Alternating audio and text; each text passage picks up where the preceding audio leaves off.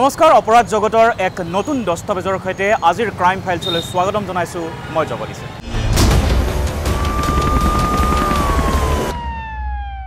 এটা সঁচা ঘটনাৰ ওপৰত আধাৰিত আজি আমাৰ এই কাহিনী। প্ৰেমত ফুচুলাই ধৰ্মান্তকৰণ। প্ৰথমে ফেচবুকত নাম সলাই চা চিনাকি, তাৰপিছত বন্ধুত্ব, আৰু তাৰপিছত চলাহী কথাৰে এই বন্ধুত্ব খুব কম সময়ৰ ভিতৰতে গাঢ় বন্ধুত্বলৈ ৰূপান্তৰিত হয় আৰু পৰৱৰ্তী সময়ত প্ৰেমৰ সম্পৰ্কলৈ ৰূপান্তৰিত হৈ যায় আৰু তাৰপিছতে বিয়াৰ প্ৰস্তাৱ। ভাবিব নোৱাৰা এক কাহিনী। গুৱাহাটীৰ বা ৰাজ্যৰ বিভিন্ন প্ৰান্তৰ একাংশ সম্ভ্ৰান্ত ঘৰৰ যুৱতীক টাৰ্গেট কৰি এক ভয়ংকৰ মায়াজাল, ধৰ্মান্তকৰণৰ এক চাঞ্চল্যকৰ কাহিনী।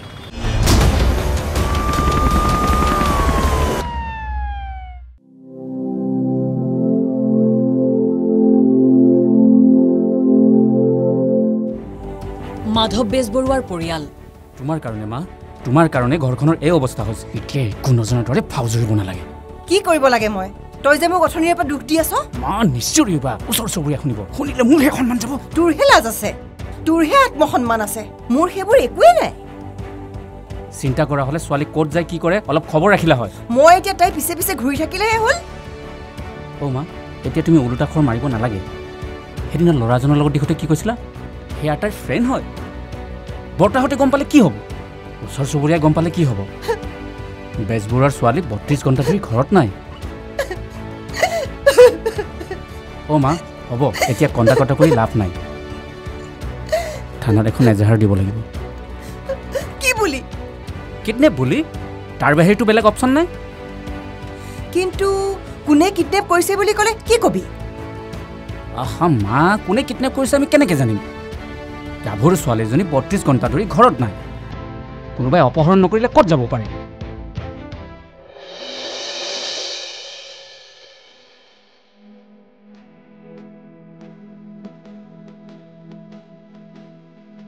মেঘালী বেজবৰুৱা, ডিগ্ৰী 3rd ইয়েৰৰ ছাত্ৰী।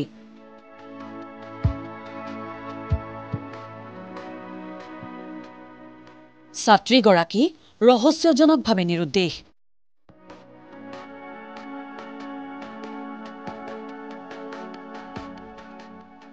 অৱশেষত পৰিয়ালটো কাষ চাপিল আৰক্ষীৰ ওচৰত। সংবাদ মাধ্যমতো ওলাল খবৰটো। আচ্ছা, কেতিয়াৰ পৰা নাই? যোৱাকালিৰ পৰা ছাৰ। আৰু আপোনালোকে আজিহে খবৰ দিছে থানাত? বহক। সকলোতে খবৰ ল'লোঁ ছাৰ।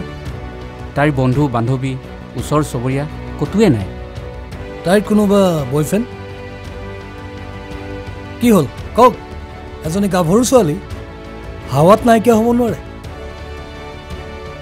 আমি জনাততো তেনেকুৱা কোনো বয়ফ্ৰেণ্ড নাই ছাৰ। তেতিয়াহ'লে আপোনালোকে ডাইৰেক্ট কিডনেপ হোৱা বুলি কিয় ক'লে? নহ'লে তাৰ বাহিৰে কি হ'ব পাৰে ছাৰ? আপুনি কোৱাৰ দৰে হাৱাতটো উৰি যাব নোৱাৰে। কিবা এটা কৰক ছাৰ, আমাৰ ছোৱালীক উদ্ধাৰ কৰক। ঠিক আছে, আমি ইনভেষ্টিগেশ্যন আৰম্ভ কৰিছোঁ। ঠিক আছে। মেঘালী বেজবৰুৱা, ডিগ্ৰী 3rd ইয়েৰৰ ছাত্ৰীগৰাকী, স্থানীয় MD কলেজত অধ্যয়নৰত, নবীন নগৰৰ বাইলেণ্ড নম্বৰ 4-ৰ মাধৱ বেজবৰুৱাৰ দ্বিতীয় সন্তান। দুদিন ধৰি নিৰুদ্দেশ হৈ আছে ছাত্ৰীগৰাকী। পৰিয়াল তথা স্থানীয় লোকৰ সন্দেহ কোনোবাই তাইক অপহৰণ কৰিছে। পৰিয়ালটোৱে ইতিমধ্যে আৰক্ষীৰ কাষ চাপিছে যদিও কোনো সংসূত্ৰ উলিয়াব পৰা নাই মেঘালীৰ।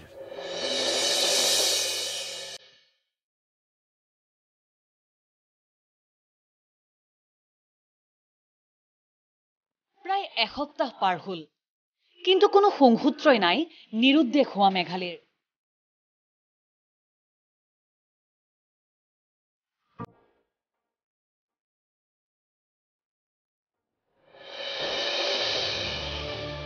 মাৰি পেলালে চাগে। মোৰ এজনীয়ে ছোৱালী,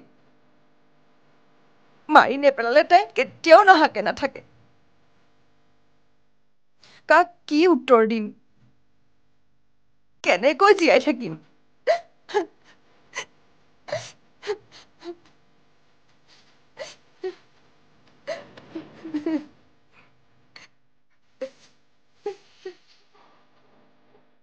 ঠিক আছে, হ'ব।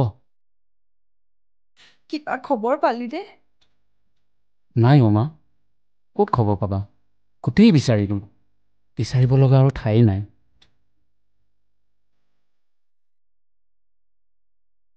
মা এতিয়া আৰু এনেকৈ বহি থাকি লাভ নাই। এনেকৈ ৰৈ থকাৰ বাহিৰেনো আৰু কি কৰিবি? মা তাই চাগে আৰু জীয়াই থকা নাই। জীয়াই থাকিলে আমি নিশ্চয় কিবা এটা খবৰ পালোঁ হয় মা।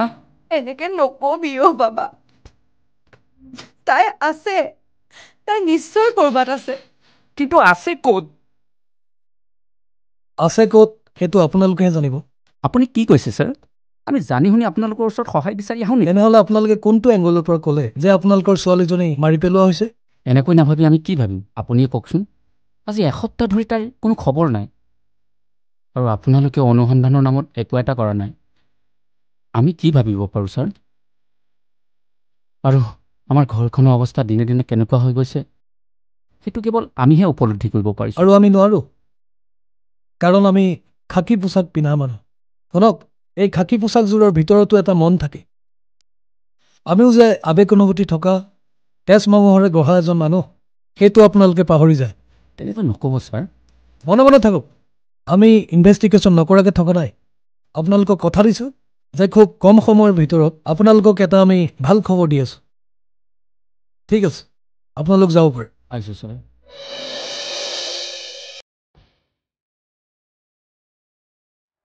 ইয়াৰ মাজতেই আৰক্ষীৰ সোধা পোছা।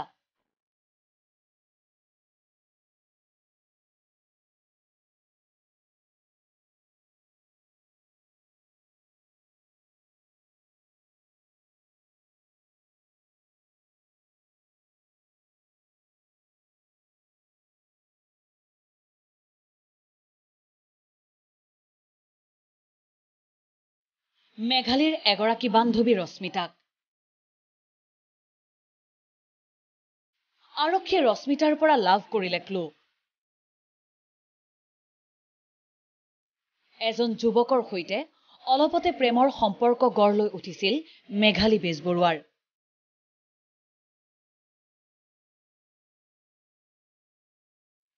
ফেচবুকত চিনাকি হৈছিল যুৱকজনৰ সৈতে,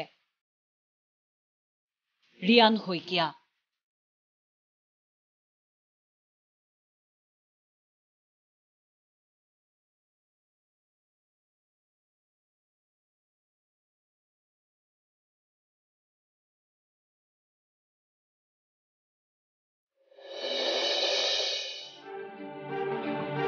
মই যিমানকণ জানো তাৰ ৰিয়ান শইকীয়া নামৰ ল'ৰাজনৰ লগত ভাল বুজাবুজি আছিল। বুজাবুজি আছিল নে ভাল পোৱা আছিল? হয় ছাৰ, ভাল পোৱা আছিল। মই ল'ৰাজনক লগ পোৱা নাছিলোঁ, তাইৰ মুখতহে শুনিছিলোঁ। তাৰ ঘৰ ক'ত? নাজানো ছাৰ, তাইৰ লগতো মই একেবাৰে কম দিনৰ চিনাকি। মোৰ বিশ্বাস হোৱা নাই তাই যে তাৰ লগত একেবাৰে গুচি যাব। মাত্ৰ কৈছিল যে দুদিনমান আগতে FBত লগ পাইছিল। ল'ৰাজনক কিবা এটা ভাল লাগিছিল তাই, খুব কেয়াৰ কৰিছিলে। বুজিছোঁ। তুমি এই কথাবিলাক আন কাৰোবাক কৈছা নেকি? এইখিনি কথা মই মেঘালীৰ মাকহঁতকো জনাইছিলোঁ। মাকক মানে? মাক আৰু তাইৰ ককাই পল্লৱক। অ'কে, ঠিক আছে। তোমাক প্ৰয়োজন হ'লে আকৌ মাতিম। Okay sir. ঠিক আছে, এতিয়া যাব পাৰে।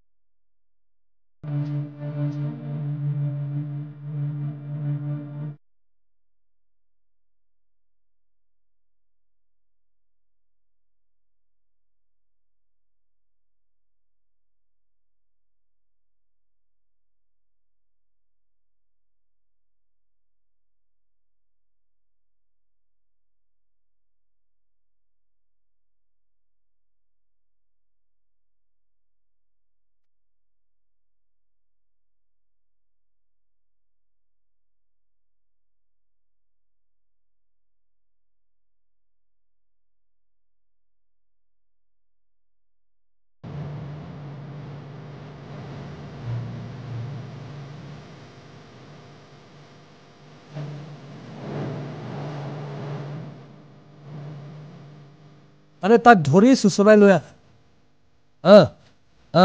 ঠিক আছে। নাই, যি কৰিব লাগে মই কৰিম। ঠিক আছে। কি হ'ল এতিয়া এনেকৈ কানি কাটি কি লাভ? ফটকে ল'ৰা এটা দেখিলা, তাক ভাল পাই পেলালা। এতিয়া গম পাইছেতো।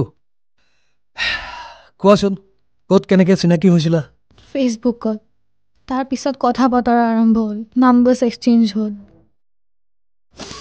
যি কয় তাকে কৰোঁ, তাৰ চব কথা শুনো।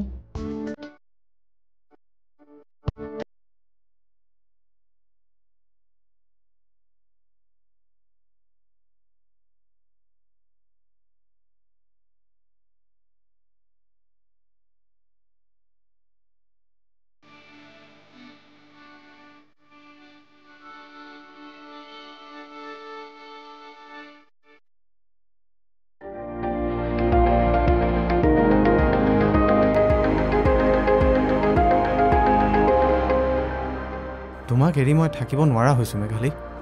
গুচি যাওঁ ব'লা ক'ৰবাত। কিন্তু আমি লগ পোৱা কিমান দিন হৈছে, ভালকৈ বুজিও উঠা নাই। মানে তুমি মোক ভাল নোপোৱা?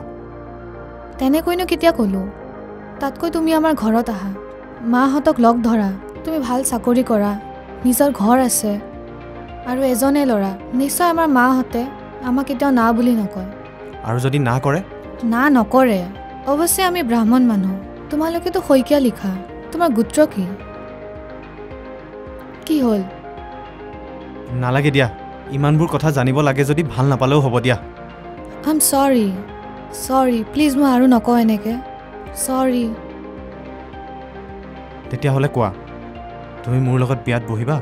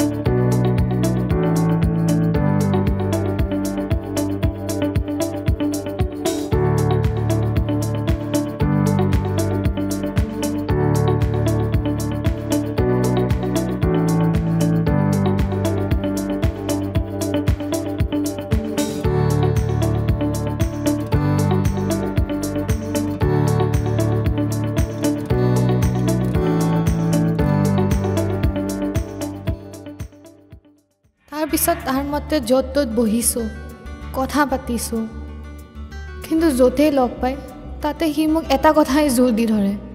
তাৰ মতে মই তাৰ লগত পলাই যাব লাগে, যাৰ কাৰণে তাৰ আৰু মোৰ মাজত কাজিয়া পেচাল আৰম্ভ হৈছিলে। মই মাহঁতৰ বিপৰীতে যাব খোজা নাছিলোঁ, কিন্তু সি মোক বাধ্য কৰাইছিলে। তুমি নুবুজা কিয়? মই বুজিছোঁ, কিন্তু মোকো বুজিবলৈ ট্ৰাই কৰা নাই প্লিজ। মই তোমাক বুজিছোঁ, বিয়া হোৱাটোনো কি ডাঙৰ কথা? মই এনেকৈ পলাই যাব নোৱাৰোঁ। শুনা, মোৰ মাহঁতে মোক বহুত মৰম কৰে। আমি যদি এনেকৈ পলাই যাওঁ, ছ'চাইটি বুজিব কাৰণেইতো কৈছোঁ বিয়া পাতি লওঁ বুলি। চাওক, এই ছ'চাইটিৰ কথা কৈ নাথাকিবা। চোৱা প্লিজ, ঠিক আছে, মোক অলপ টাইম দিয়া। চৰি প্লিজ। ঠিক আছে ব'লা।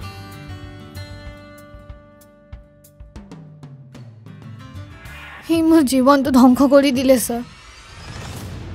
তাৰ ৰিকুৱেষ্ট আৰু ভাল পোৱাত ভুল গৈ মই তাৰ লগত গুচি গ'লোঁ। তাৰপিছত মোৰ কপালত যে এনেকুৱা লিখা আছিলে মই নাজানিছিলোঁ। তাৰ ঘৰ যোৱাৰ পিছত মই গম পালোঁ তাৰ আচল পৰিচয়। তাৰ নাম ৰিয়ান শইকীয়া নাছিল ছাৰ। মোৰ আচল নাম ৰিয়াজ আমিন। কি কৰিবি তই? কি কৰিবি? তই মোৰ বিবি, গতিকে তই আমাৰ ধৰ্ম ল'বই লাগিব। আৰু আজিৰে পৰা তোৰ নাম ৰুকসানা বেগম, বুজিলি নহয়?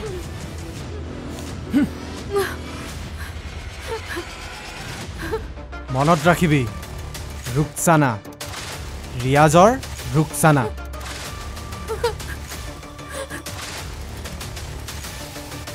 এইবোৰ শুনি মই বলিয়া হৈ গ'লোঁ। তাৰ ঘৰৰ মানুহে আৰু সি মোৰ ওপৰত শাৰীৰিক নিৰ্যাতন চলাইছিলে।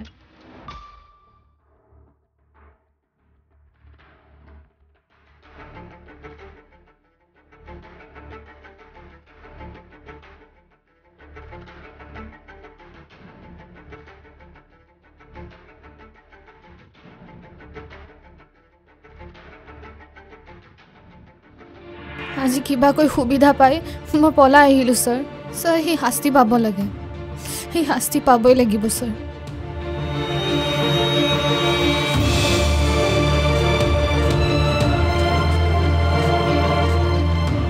স্যাৰ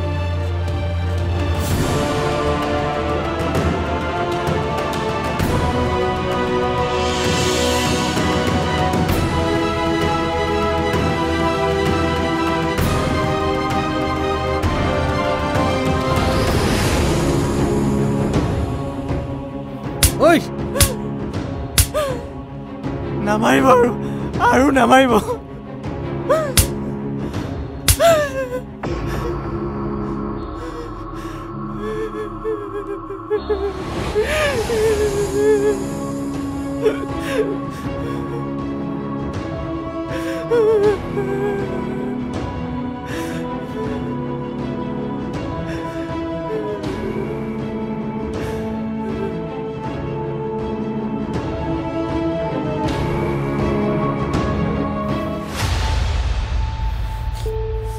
প্ৰেম ভাল পোৱা জাত পাত ধৰ্মক আমি কেতিয়াও সাৰ পানী যোগোৱা নাই আৰু নোযোগাওঁ কিন্তু মিছাৰ আশ্ৰয় লৈ ভুৱা পৰিচয় দি এজনী ছোৱালীক পলুৱাই নিয়াটো অপৰাধ তাতকৈ ডাঙৰ অপৰাধ কাৰোবাক অমানসিক শাস্তি দি ধৰ্মান্তকৰণৰ বাবে বল প্ৰয়োগ কৰাটো আৰু এনে অপৰাধীৰ বাবে আৰক্ষীয়ে কেতিয়াও আপোচ নকৰে ইয়াৰ উপযুক্ত শাস্তি তই পাবই লাগিব এই কোন আছ ইয়াক লকাপত ভৰাই থ ভৰাই থ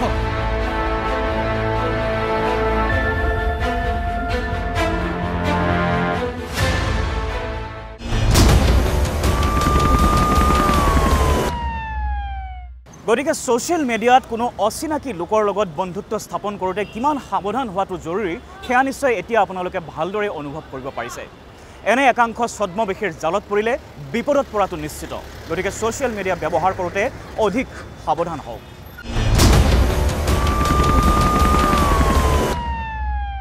ক্ৰাইম ফাইলছৰ আজিৰ এই কাহিনীটো ইমানতে অন্ত পৰিল কিন্তু পৰৱৰ্তী খণ্ডত পুনৰ এক অপৰাধ জগতৰ নতুন কাহিনীৰ সৈতে লগ পাম আপোনালোকক এই সময়ছোৱাত কুশলে থাকক সজাগ হৈ থাকক আৰু অধিক সাৱধান হৈ থাকক মই জগদীশে আজিৰ ক্ৰাইম ফাইলছৰ পৰা বিদায় লৈছোঁ চাই থাকিব NK TV ধন্যবাদ